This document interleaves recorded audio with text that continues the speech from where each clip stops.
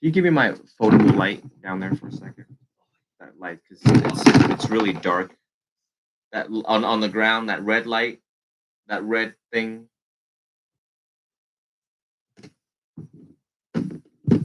Yeah, it's gonna be on live on Instagram, like Instagram. Oh, yeah, let me see that. Oh, geez. Oh, oh, oh. All right. Okay. All right. I'm live. I'm groovy. So we will we will touch up on this for a second to clarify for you, and then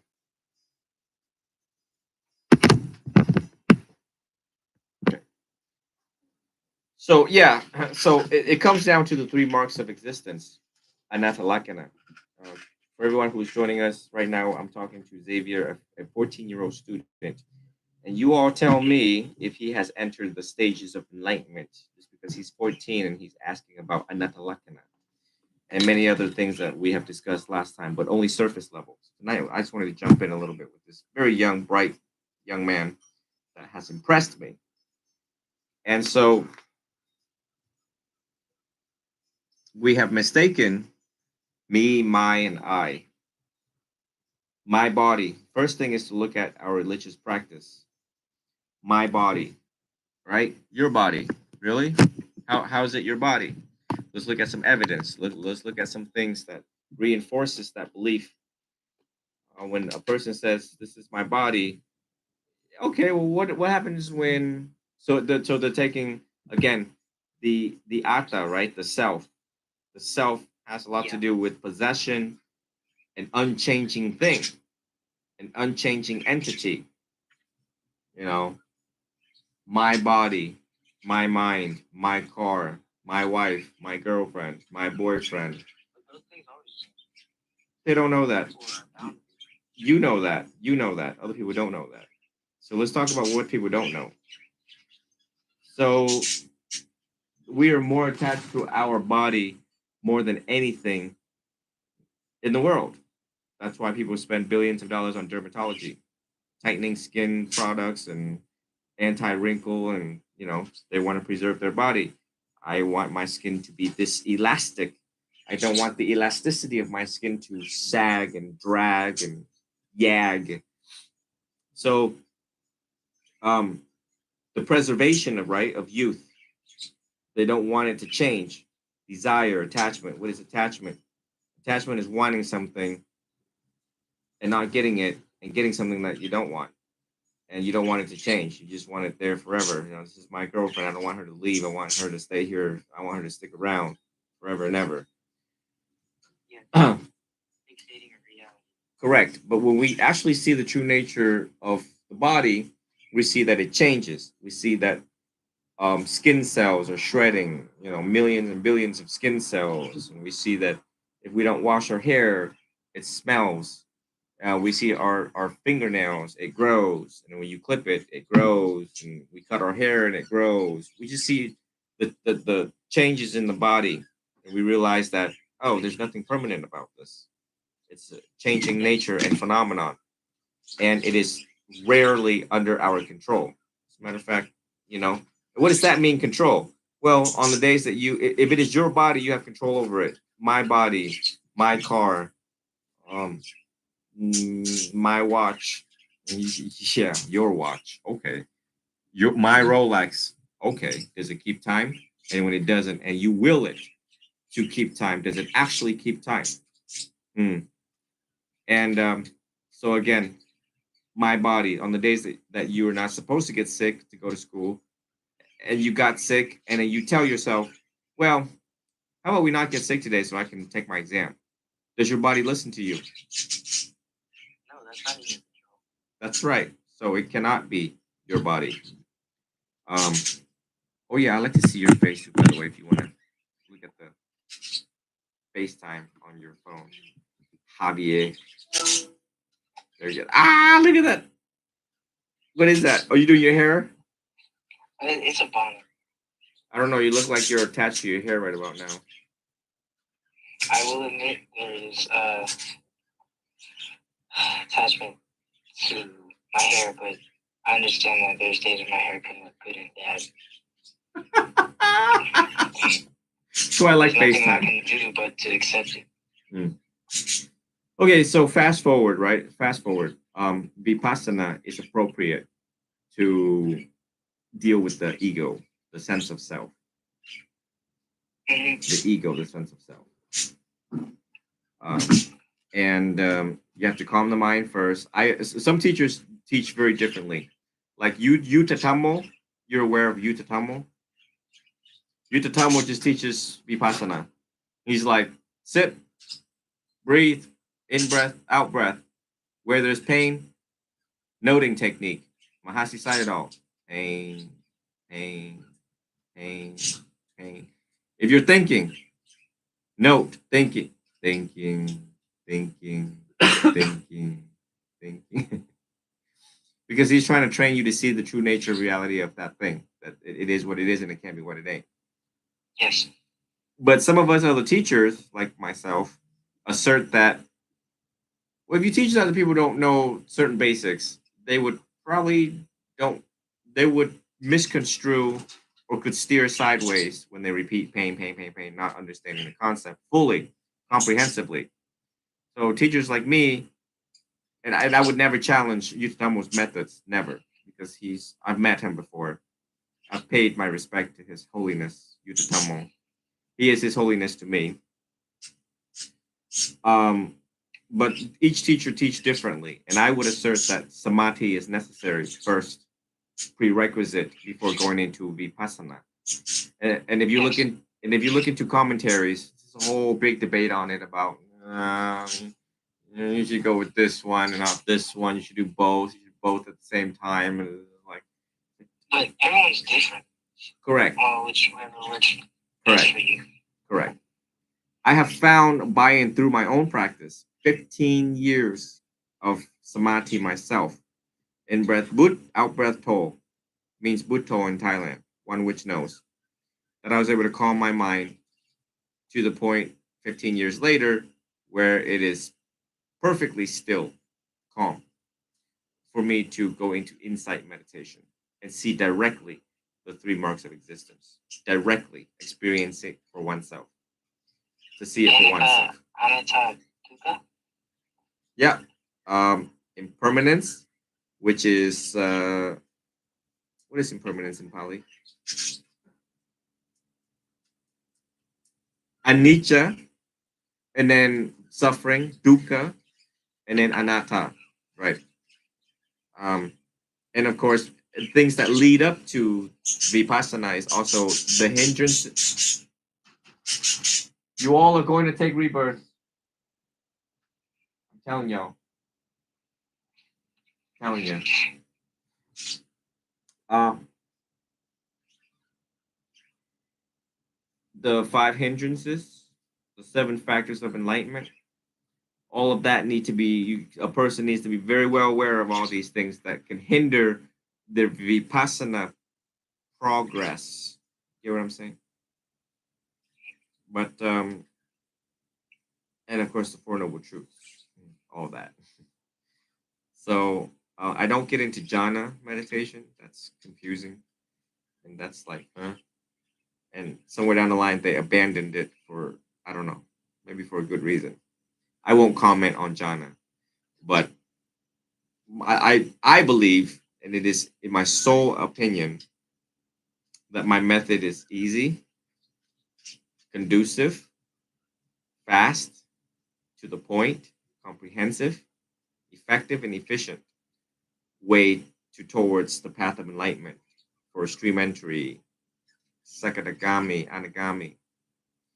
Um, Again, it's solely my opinion and is subject for challenge and subject for examination and dissent from other monks and other monastics.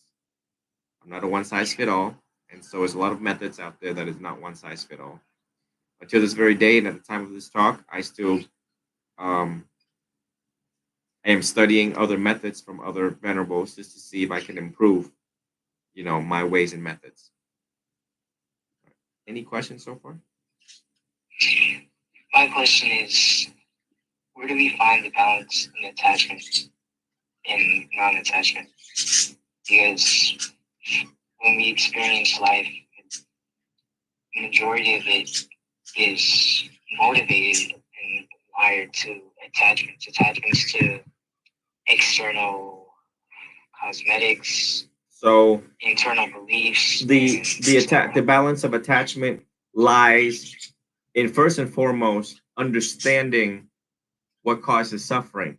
When we have full understanding, comprehension, and part of understanding is seeing it, seeing suffering. Have you seen birth, disease, decay, old age, death? Have you seen it? You know,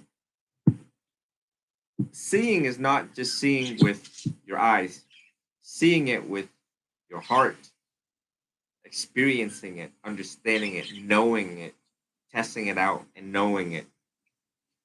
And I think you sent me a message over the week about love, right? Or a girl or something. Or... That was a while back.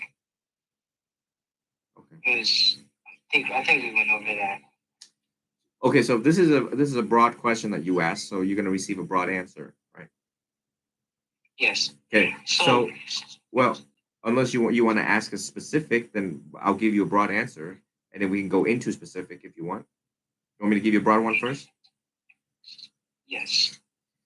If someone says, and I get this a lot, people are like, "Venerable, you're really young and you're still good looking. You gonna like date again?" And I would be like, "Right now, hell no." And then I have all sorts of young students that are around me, and they're like, "Ooh, she cute. Ooh, she got a big booty. Ooh, she got a fat ass. Ooh, she a baddie. Ooh, she a 10 out of 10. Ooh, she smell good. Ooh, look at them." It just the list goes on. The list goes on. And because I've seen suffering for myself, I've been in love 7 times. I've been in committed something burning. Smells like it. Not anymore. If this is an emergency, please hang up and dial 911. Dial 911. Para contiene en español, marque dos. You know what it was? Probably that car that just went by, because that thing. Oof. Sorry, I thought this was gonna burn down. Okay, okay. So I've been in love. I've seen it. Like the games they play, she doesn't last forever. She is subject to change. She ain't under my control. If I ever announce to the world that I'm dating somebody, they are a saint. They have entered the stream of enlightenment. Somewhere in the stream of enlightenment, they have hit it. They have hit the spot for me to disrobe and fall in love and waste my precious spiritual time. No matter how good sex is, hell to the no. So attachment is the middle way of attachment is understanding that we should not attach onto anything or anyone because of the three marks of existence. When you have trained your mind to see that in everything, then everything you realize.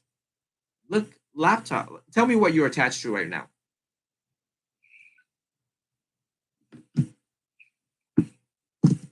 This is orange, not liquor. Okay, orange people.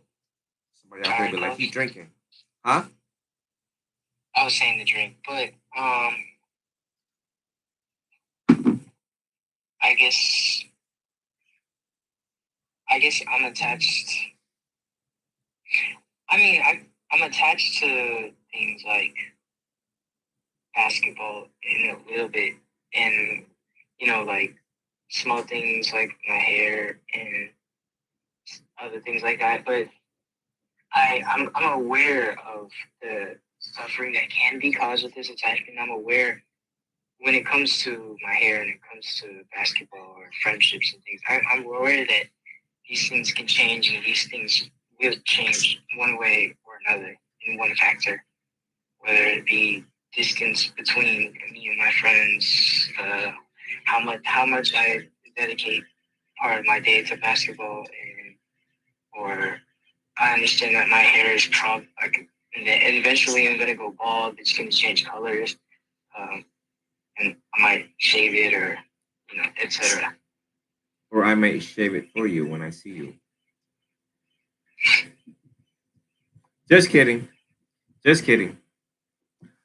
So number one is unprecedented to see someone like you who is so young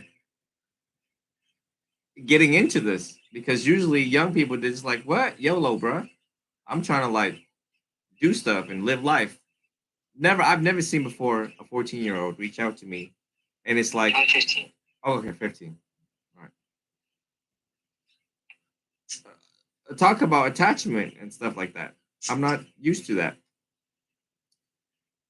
But because you're so into it now at 15, um, play with the basketball and realize through time the basketball is not the same anymore. They'll hold memories, memories of really good. Got that flick. I don't know about that flick. Uh, uh. What do y'all know about them Jordans and my favorite Spalding ball?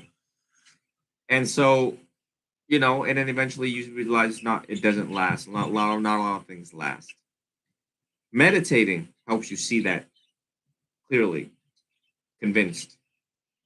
And then as you study and see these little small things, material things, then later in life, the more things you study, you realize that, oh, that ain't gonna last too long. It's not gonna age well. And you make better choices.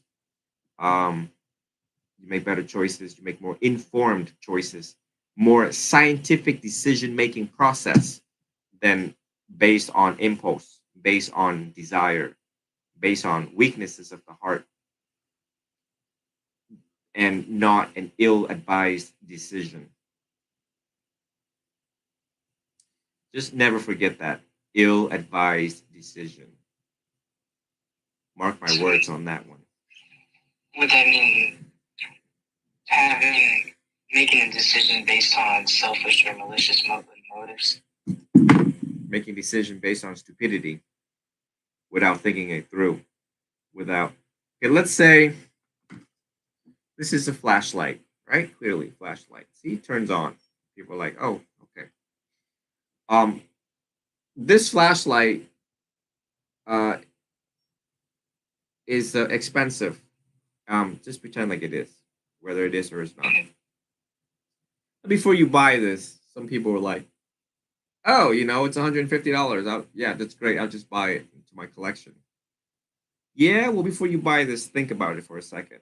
Number one, how much money do you have in the bank? Number two, you got any bills in your face? Number three, do you need it or you want it? Number four, if you were to need money, if you sold this, can you get anywhere near $150 for it? You see the process of decision making process, the effective decision making process. There you go. Everything else in your life, you got to question everything. You got to question like, what? What is that? How? What? When? How? Where? Why? So that you make better decisions. You don't just like randomly go out there and do it, and be aware of your emotions because a lot of people buy based on emotions. They're like, yeah, you know what? Well, life sucks right now, and if I buy this, it'll make me feel better. The emotional component of it. So they keep on accumulating. Yeah, and they just accumulate all sorts of things: shoes and purses and shirts and name brands, Louis Vuittons and stuff like that. Foolishness. Mm, no. So, oh, look at them shoes, Jordans. He zoomed in on his. He zoomed in so I can see the Jordan sign. Um. So, anyways, yeah, I hope that answers your questions on slowly you will get it. If you're getting it now at 15 years old, the way that you're going, you might just be the world's first potential and likely arahant at 20, perhaps sooner. I don't doubt people can be arahants. People think nirvana is mysterious, enlightenment is mysterious. What a fool to think that. I don't. Um, it's easy. Why and how is it easy? You just have to give up three things: greed, anger, in ignorance of the Four Noble Truth. That can be done in like 6 months. It's the ego, right? The same thing that we addressed in the very beginning here. That does not lead people into enlightenment. I know it all. This is my way. This is how I do things. This is how I fix my problems. Me, my, I. Goes back to the anatta. Me, my conviction, my beliefs, my way, my God, my philosophy. All these my's, all these me's, all these I's, my pain, my sorrow, my depression. You hear that? And you realize, Yes. all right, dude, it's also your hell. Turn it around. My hell.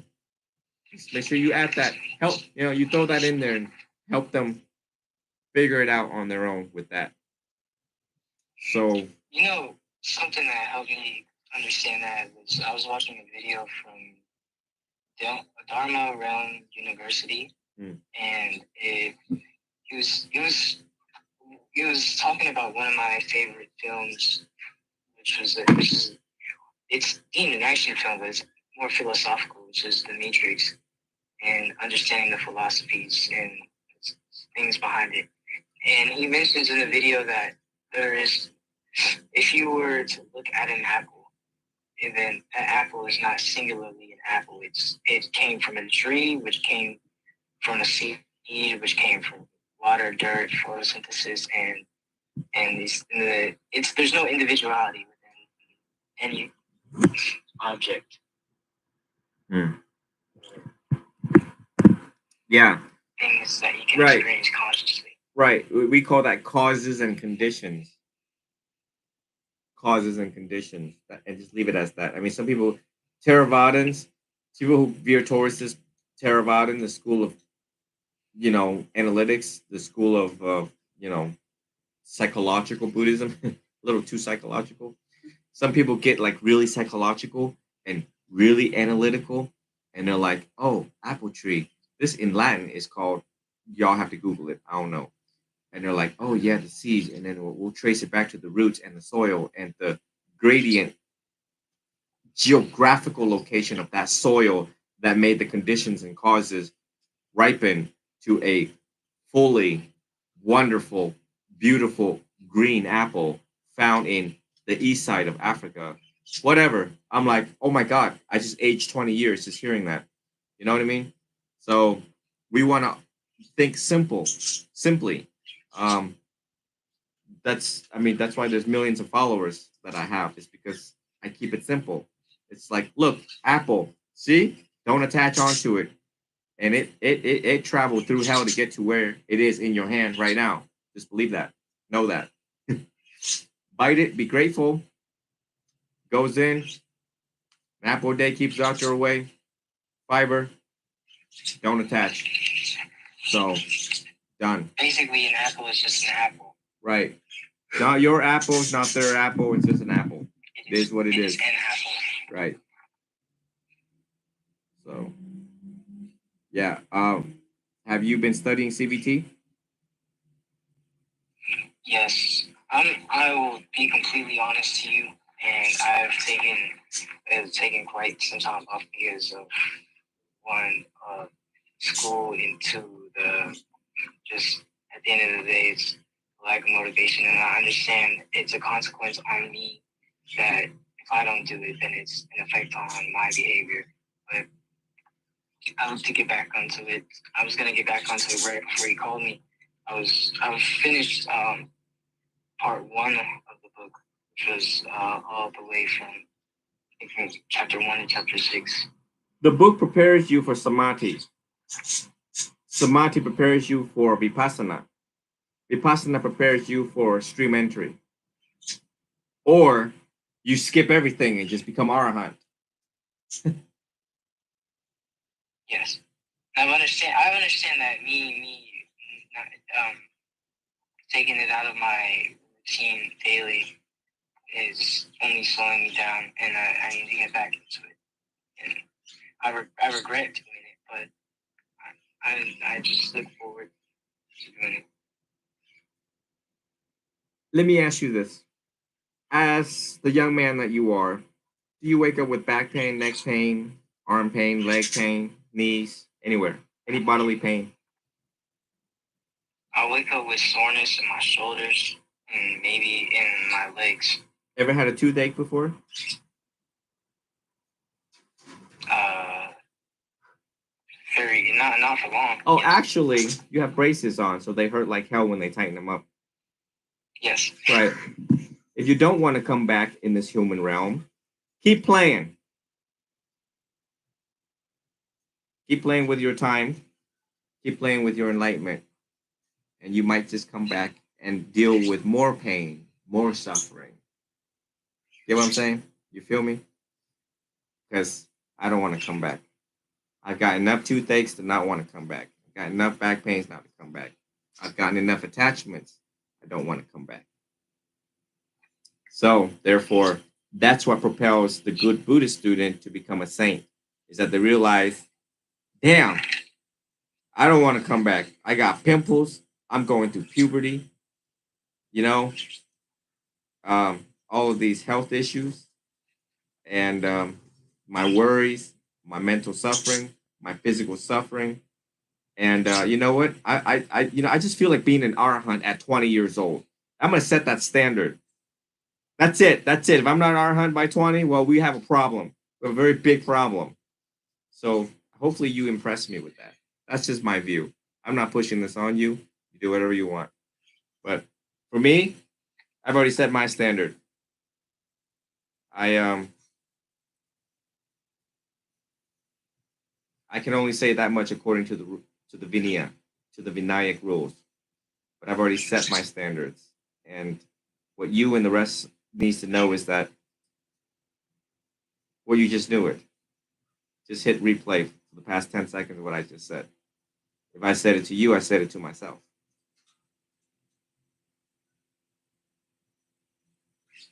And if I'm sitting, Well, yes, go ahead. the a rebuttal to what you said, which I understand what you're saying, that you've been through enough suffering, attachment, and that you wouldn't want to do this again. But what about the joy you've experienced, the love? Oh yeah, I love it. It's great. It's great. Yeah, I just don't want to come back. I don't want to come back for another round of COVID. I just don't want to come back. And you know what? Whether I expire, when am I going to die? I don't really know. But you know, like just the unattractive nature of being a human being. You know, it's quite challenging. And the idea and concept of arahantship sounds really good when you hear no more mental suffering exists, no more rebirth exists. That sounds great. I'm doing good. That sounds really good right about now. And you know what? Every single day I hang on to that belief temporarily. I cling on to it temporarily. It's like my raft, point A to point B. You know, I fool myself into believing that, yeah, it's really good. And puts a smile on my face to lead all of you into the same path and the possibility of that path and the actual reality and possibility of that path. Yes. And the previous arahants and actively living arahants who are now here today. There was an old man that came where I was eating. And I told all of my students, I said, you see that? I said, grab the phone, record it right away, get his face. Because I suspected he was an Arahant. She I don't know. Hmm. You didn't ask him? I didn't. What stopped you? So it's not appropriate. It's not right. I rather suspect than to confirm.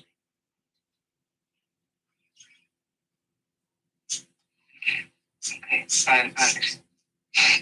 But you have, Now, but if I'm sitting here giving you elements of what to look for, that means my elements of checklist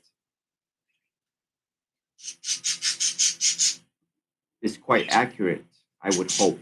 that the rest of the world would adjudicate and adjudge that wisely, that a young 35-year-old Buddhist monk living in Florida with millions of followers have adjudicated someone who he suspects with 90% certainty that this guy may be a fully enlightened being based on his age, based on his actions, based on what he has said, based on the depth of his philosophy, based on the nature and tone, gradient of his voice, based on his eyes, based on his contact, across all measurements of scientific measurements.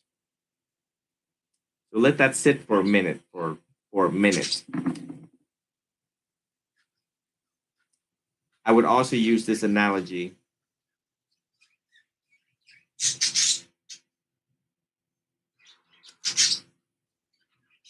Oh, maybe I should not use analogy. Somebody will call me out on it. Again, citing the rules for monks, cannot use that analogy. So, anyways, you have a lot of potential, my Xavier. You have a lot of potential. And ever since talking to you, I wake up with no back pains because I'm like, I think if this kid sets a standard, he may very well exceed that standard.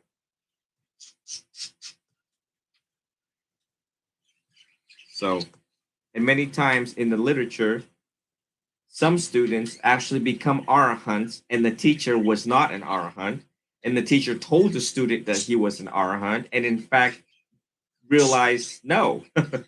The student actually becomes the arahant, and then be like, "What makes you think you're an arahant? Tell me." When the student in fact is an arahant, a full blown arahant, asking the teacher what makes him think that he's an arahant, and realizes that he was wrong.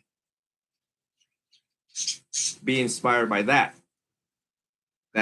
I may not have entered the stream of enlightenment, and that you could, in fact, supersede a 35-year-old monk with millions of people following him, and you could, in fact, be the first fully enlightened adolescent, because adolescent is defined someone under 25 years old. That'd be quite impressive. Then I have to bow to you instead of you bowing to me. That'd be one hell of a image right there. My students here will be prepared with their T5i cameras and T3i cameras, long lens, zooming in. That's what brings joy to my face. I don't really care who becomes an arahant. Damn it, just become an arahant. Go there, get it done. Be like the Nike sign, just the Nike check. Just do it. Just do it. So, any more questions for me? How would we the idea of no ego construct, which which may be wrong, but I've defined before as like pre like thoughts. Hold on, hold on. Eric, are you watching? Is that you? Because nobody spells like that. Somebody by the name. Hold on. Who the hell is that? Hold on 1 second, Xavier. Oh, y'all gonna get me turned. Y'all gonna get me burned. Where is that? Who said that just now on live on TikTok? Somebody spelled I'm doing with a GOOOOOD. And it said Eric 2468. Who is Eric 2468? Oh my goodness. You almost flipped the whole table. Repeat your question again. The concept of what?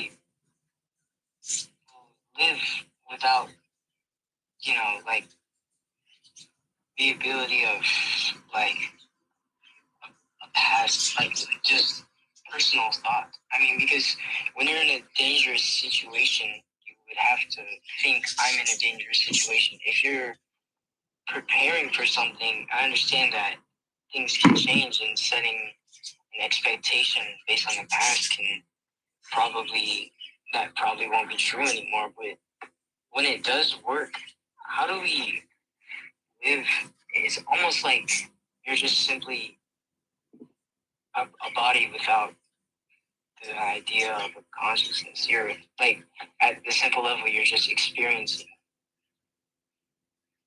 I'm confused by that question. It's too analytical. Can you make it simple, my young 15-year-old? How okay? How could we function day to day with no ego, with no like contingency of thought? Hmm. Give me 1 second here, real quick. I know, I'm aware. Don't get too stuck on arahantship, folks. Y'all got the Four Noble Truths. Master that first, and we'll talk about arahantship. Oh, let me answer some of this. Great. Okay. All right. My young Xavier.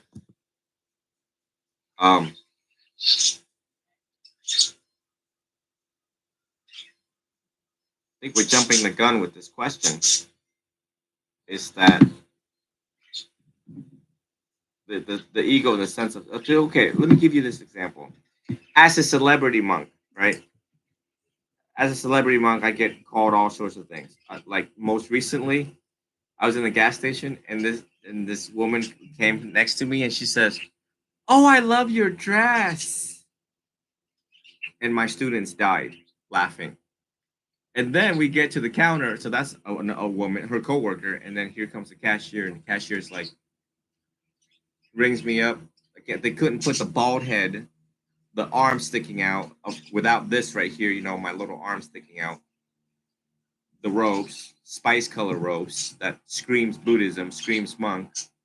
She's like, "Did you just come back from like a play?" My students died again. There's time where people are like, "Yeah, what kind of party are you going to?" So I get called all sorts of things, and of course online, all sorts of praise and blame, which is, Jesus loves you, you're gonna go to hell. Jesus loves you, you're gonna go to hell. I get a lot of that, and I get everything right. What is Yeah, what is important for us to remember, and like the easiest way to like be aware of the ego is to think of yourself as a visitor. You're a visitor, you're visiting. So these birds behind me, right? If they were not in a cage and they were just visiting Earth, okay, they were born into a bird, and then they do bird things. They chirp, they scream, they yell, and they like use their beaks. They eat worms, they fly away, they get hunted down. They get hunted down. Other apex predators will get them. Hawks will get them. Um, and So that's the true nature of reality of being a bird, is that you get to fly for a good minute before you get eaten, and then you die. So the true nature of reality of a human is you come to this planet butt ass naked, and then cold, and then you're screaming, hollering, and then you like pick up things. You're like a little tape recorder. Like you pick up things, you hear things, and then you're attached, and then you're scared, and then you have trauma, and then you have PTSD growing up, um, and then you're fear based, and then you get angry.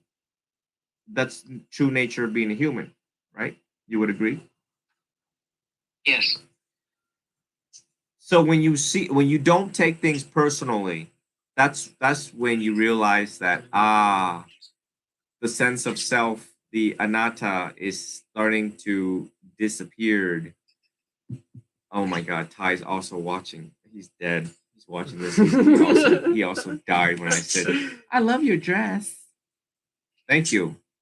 I like your dress too. When you realize that you don't take things personally anymore, like someone can say "f you" to me right now in the streets, and I'm looking at the streets right now, I'd be like, "Well, thank you." Because I don't take it any personal. I don't take it personally. I mean, anyone can say anything. They can call me all sorts of names. They can call me the N word, the G word, you name it, all the mean words in the world. They can calling me that, and I'll be like, well, I probably wouldn't feed into it, but I probably just give them a smile. I don't take it personally anymore. You get what I'm saying? Me, I feel like I like, nope, not to be cliche, but I feel like I've started doing that recently. Like if somebody is like, you know, like that to me, and instead of saying, oh, they're just such a horrible person, I hope the worst happens to them. I try and possibly understand, not to take it personal, maybe it, inflict, why would they be talking to me this way? Why are they acting this way? Maybe something's going on at home, or and maybe they haven't had a friend. Maybe they've been raised in an environment like this, and it's not because, and you know what I mean. It's not because it's they. It could be because someone personally hates me, but then I would be like, why would this person hate me? Did I do something? Did they experience? Did I trigger any trauma in the past? And just other things like that. Instead of taking it personal to me, it's like Right. it, So, so this is how we start to undo the atta, the sense of self, the me, the my, the I, my reputation, my identity. I am Xavier. How dare you speak to? How dare you speak to me like that? Me, mine, I. So the ego is always going to be there for now, just for a second, but you want to start dissipating it. You don't want to feed into it and make the ego bigger. You don't want you don't want and the test is that the world is a test. The world is testing you. What is troubling you? Whatever is troubling you, that is your teacher, said Ajahn Chah. Right? So when you walk out and they're like, yeah, Xavier, you couldn't make that hoop. You're not skillful, or you suck, or whatever. And then now you realize, oh, look at that. They're insulting my self performance. And then how well you process that, how well you don't attach onto meanings of that. Quite frankly, they can call you all sorts of names on the court. And if you just pretend like you're deaf, if you practice ayatana, mindfulness of your senses, the like literally it just sounds. If I speak Vietnamese to you right now, you wouldn't understand Vietnamese right now. Hiện tại bây giờ sư nói tiếng Việt có hiểu không? You didn't understand what I just said. It just sounds to you, right? Hồi nãy bây giờ sư nói bằng tiếng Việt có ai có thể hiểu được không? You're like, what? So, when people call me names or the existence of cuss words going out back and forth, I'm like, what? What happened? I'm so well trained to like detach and like drop things that literally words is going where I mean, students sitting in front of me right now, the foolish things that they have said, and I drop it and not let it go and not cite them for disrespect. For they know Jesus had done said, forgive them for they know not what they do. And the existence of saying something and disrespecting directly or indirectly to someone who may or may not have entered the stream of enlightenment carries a very hefty penalty and innumerable amount of rebirths. that seems personal. Huh? That seems personal. Personal. Let's see the student sitting right in front of me. One of my teachers said that he sat right next to me and he gave me this example. He says, he told me if I was an arahant, and I was like, oh God, oh geez, oh my God. And he says, if I was an arahant and he asked me to fix the AC vent in a manner that was not respectful, and it treads offending an arahant. He says you would take like 500 rebirths, and I was like, I would never ask anyone to fix the air vent again. So, but anyways, my point is that I don't take it. What I gave you was an example. Yeah, it sounds personal in this moment, but in the moment that it is unfolding and happening, if I sat here like the referee that I am, a referee of words that I can be, because this student yesterday put another student in place and says, "Don't you ever say that again, or we're gonna have a problem." And the other student was like, "Huh?" And this student says, that is disrespectful. But unbeknownst, the same student who's sitting in front of me, not mindful of his own words and how his words could be perceived on the other side of the table. So, my point is that, uh, again, I'm so used to dropping things that these things happen, unfolding in front of me, in front of other people. And I'm just like, huh? What? I'm blind. I don't see nothing. I'm deaf. I don't hear nothing. Just so that just so that it's easier to let go. Sometimes things are worth disciplining, and sometimes things are not worth disciplining. Whatever. I'm trying to be the best I can, the best teacher I can. Um, and But why do I let it go? Because at the moment of death, it's easier for me to let go. Let's say, right? Because at the moment of death, if you can let go of those three things: anger, greed, anger, and ignorance, arahant, right there, moment of death, like look, last gasp of air, like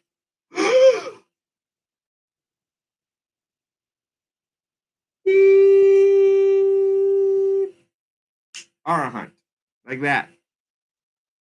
Why do I let go right away? Or all these little small things I let go? Is because I never know when I'm gonna take my last breath. I can literally like trip, fall, or like have like my lungs can collapse right now, or something like that. People don't think about these things. They're not thoughtful enough. They're not intelligent enough to like think about like. You realize that tonight you might. That's it. When you close your eyes, you could stop breathing. You know, when I go to CVS, there's more CPAP machines out there. If you ain't got a CPAP machine and you have sleep apnea, counting on it. Count on it. You're gonna have dinner with you're gonna have dinner with Jesus very soon. So that's why I let go of the little things, because in any moment that I'm ready for death, I can just finally bliss out, bliss out.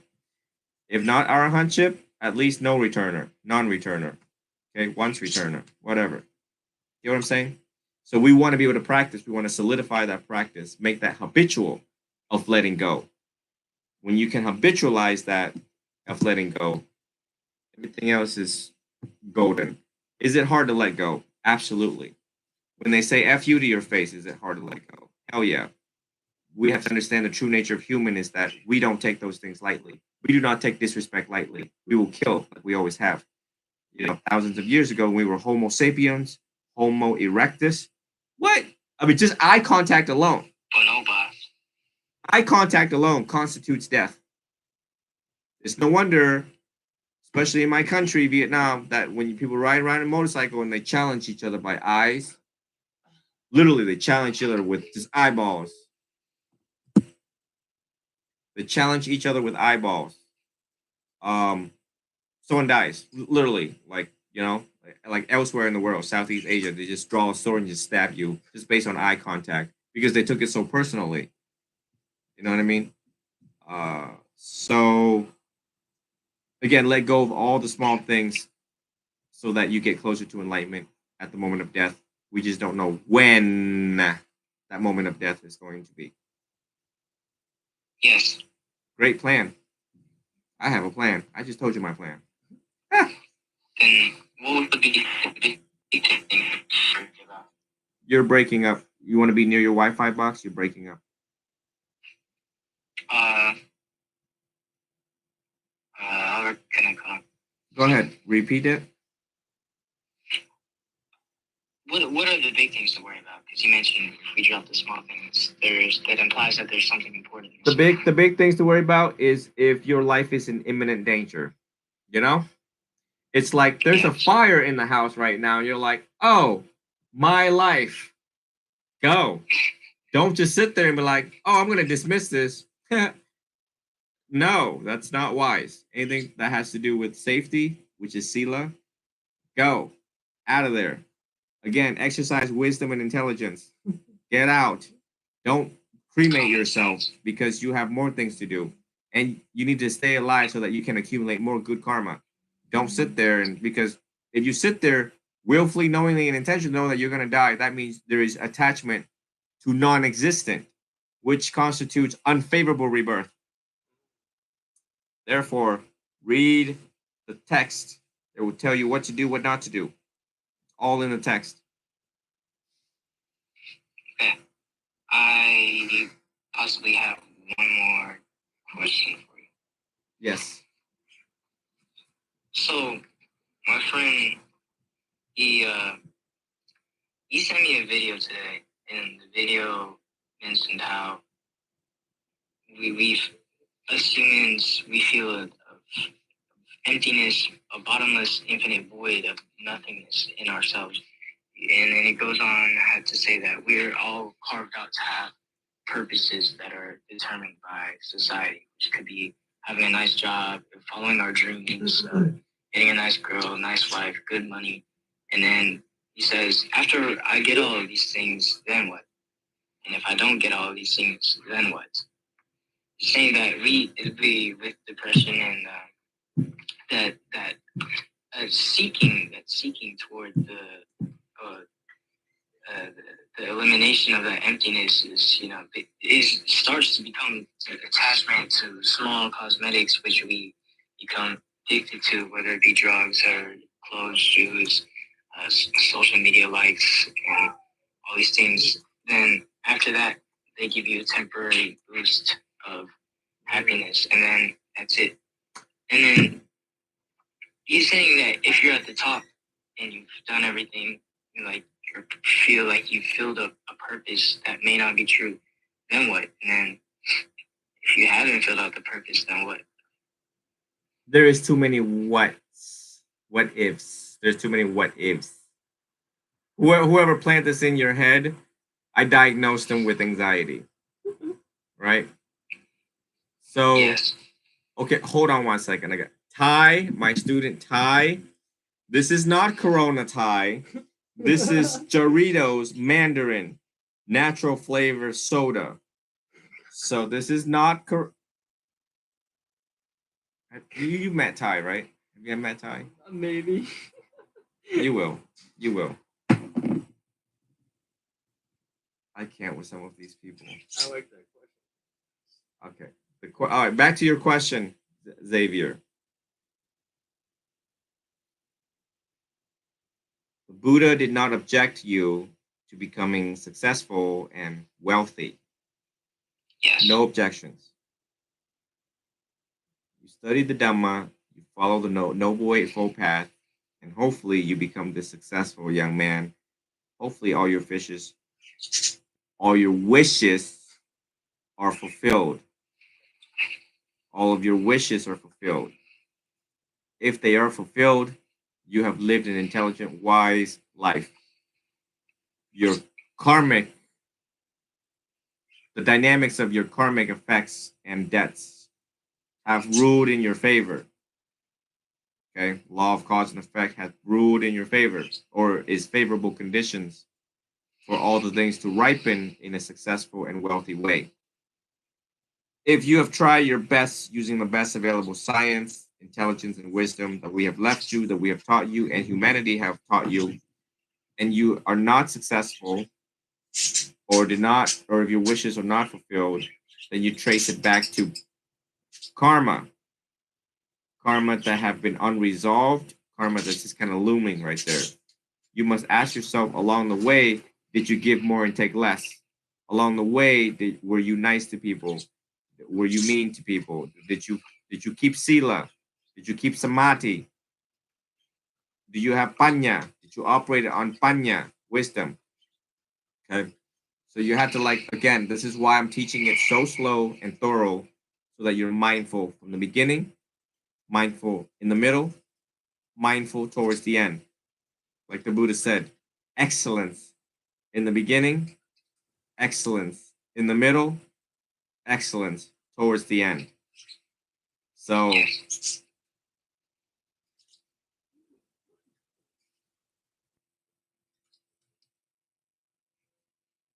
let it be that, and stop asking the what ifs, because the more what ifs we ask, we delay time in actually doing and living instead of postulating, procrastinating, and guessing. Unless you and your friend are going to go to School of Fortune Telling, will graduate School of Fortune Telling and become board certified fortune tellers. You know what I mean? Yes. Follow the Noble Eightfold Path. Everything you do in life, Noble Eightfold Path, and you will be golden. I think to better put it in words, because I feel like back in November when I was in a very unhappy situation, and I during Christmas break when I had all this free time, I was thinking to myself, then what if there's just like I was thinking like I was unmotivated. I was like I'm sleeping for what? I'm playing basketball for what? And I'm like playing games or studying for school. And I do all this for what? Because I feel like in the end, I felt before at the end that it's all purposeless. No, and empty. it's not. It's not. Right now, have fun, enjoy it, enjoy the journey. Life is a journey, right? Don't jump too much to conclusions. That's why you were prescribed the CBT book. That's why you should trust the teacher and the process and do what needs to be done. If not, you are subject to the torment of your mind, like you have identified. Yes. Well, it was like on Christmas, I gotten something that I wanted, and then I told myself, what's there now? I've got it.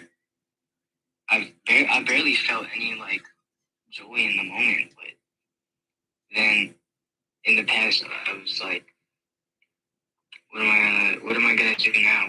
What is this? How has this helped me in life? What has it done for me?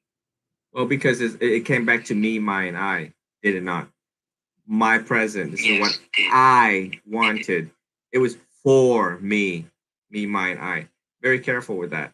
My happiness is what I wanted for me. This is what I've always been waiting for. Watch it again. Me, mine, I. Watch it again. So many people unhappy in America. Every time you go out in the street, look at their face. When you drive in traffic, look at their face. You walk in the doctor's office, look at their face. A bunch of me, my, and I. My job, my do my 8 and hit the gate, my taxes. I owe the IRS. I. How do we turn this around? Think of other people. Give more and take less. When you have received it, then you realize, wow, it made me happy for a moment. Wow, how impermanent this is. Give it to somebody else and watch how happy they are. Then you rejoice in the memory of that giving, and you can access that from now and eternal. It is a gift that is eternal. And then when you're old and paralyzed and you can't wiggle your big toe, you can access this memory. You can still smile and be like, I can't wiggle my big toe, but I'm happy as hell knowing that I done give that toy away to somebody else who rejoiced. Yes. Right. And that's something Americans can't get, or other people around the world can't understand when we tell them that. They're like, huh? And they're like, me, my, I. And then at the end of this talk, it's more me, my, I, my laptop, my phone. My phone is at 10% battery. It's just more crap that they recycle that. So you're getting a lot of wisdom I tonight. mean, yeah, but I no, I mean, I'm not disagreeing. And what I said I was, but that was before I was ever exposed, or Yeah. that's before I ever took any interest in research to Buddhism. But what it's like, isn't something that belongs. I know this goes back to ego, but can some things belong literally to you, like your consciousness, your I'm Stream of consciousness is made up of the 5 aggregates. Look up the 5 aggregates: form, feeling, perception. Okay, that's the first 3. You got to find the other missing 2. And the accumulation and combination of that constitutes experience, consciousness. All of the 5 aggregates gives rise to that stream of consciousness, the stream of experience as a human. So again, this is why we got to slow down a little bit. I know you got a lot of curiosity of questions, but CBT and then going to Buddhism, part of the basics is 5 aggregates. Okay. and then Yes. and slowly you will get your answer. Right now, we're jumping all over the place. And if I sit here and explain the five aggregate to you, it will last all the way until 1 in the morning, and then I'll really be dead. Yeah, me too. Like at school at like 5:30. Yes, and you've yawned like 5 times I did. internally. I can see it. I do feel it. I do feel the yawning sensation Yeah, I can see it through the phone inside. inside. That's impressive to me. I didn't even know you could tell. Oh, hmm, I wasn't aware.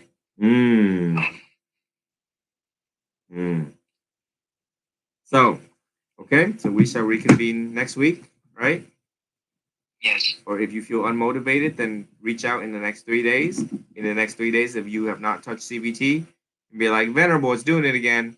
I'm procrastinating again. I don't know how to manage my time. I don't know how to manage my mind. Reach out. You said I a lot in that sentence. In order to teach the student, I am allowed to use that. In order to teach the students, I can use any language. The Buddha gave me permission to use any language to relate to the people. So therefore, the student cannot turn back around and say, well, you talked about the non-self, but it is you that use me, mine, I the most.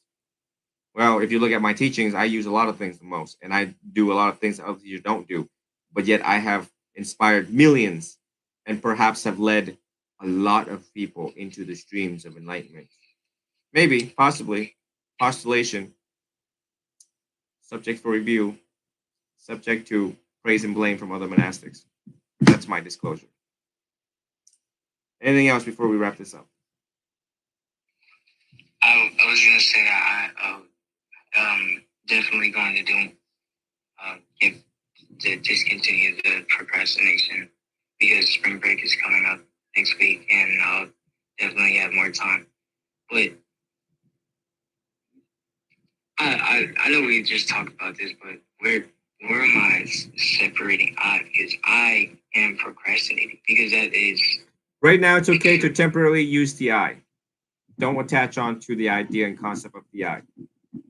but it's the truth though. Nobody else. I mean, maybe somebody else in the world is procrastinating, but at this specific um, study and practice.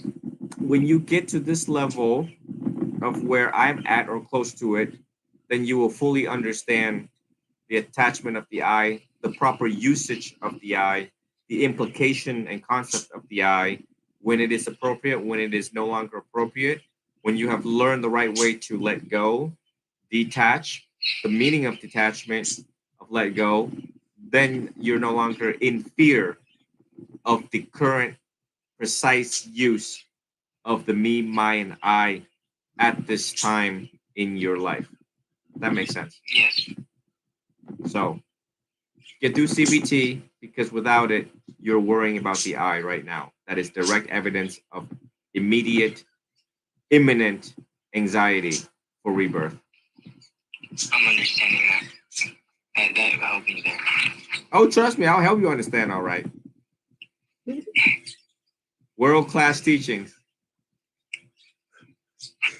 So have a good night. Get a lot of rest.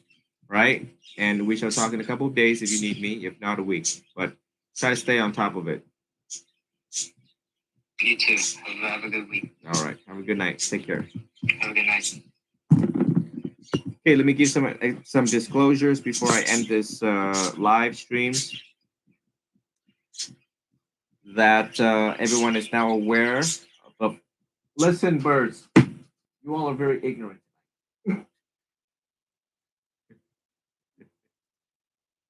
Oh, now you understand. Yeah. I think everyone understands the way how I teach now and the turn and detours I have made necessary to relate to young Gen Zoomers. So I hope everyone enjoyed the teachings so far. Seems like I'm doing a great job because TikTok is like, yay, we're still here listening. um, and every teachings is meant to inspire and educate exactly precisely for their age and stage at this time. Some of these talks does not imply anything on part of the teacher. Whatever, we're getting too analytical. Anyways, y'all have a good night. Review CBT if you stay on top of CBT. Look, it's getting dark. I'm losing my mind. I'm getting tired myself. Stay on top of CBT. Don't procrastinate. Don't be lazy. If you fall off the wagon or fell off the swing with CBT program, call me. I'll put you back in like I did with the previous student before Xavier. And I think that's about it. I don't think I have anything else for y'all. Welcoming new people, merging from TikTok. Everyone from TikTok, move to my YouTube and Instagram because we already know the whole shebang about US banning TikTok soon. If it's credible or not credible, I don't know. I don't really care. I just want y'all to get the teachings. So, I teach for free. Okay, good night. I'm out of here, folks. Have a good one. Phone's dying.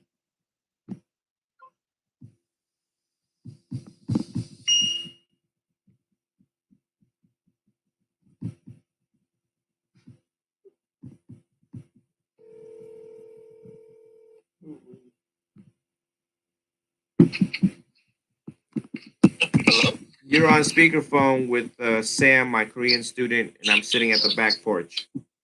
Oh, okay. How was your call? My what? You had some call you were doing? Yeah, there was a 15-year-old kid that I believe is gonna be one of the youngest enlightened beings ever.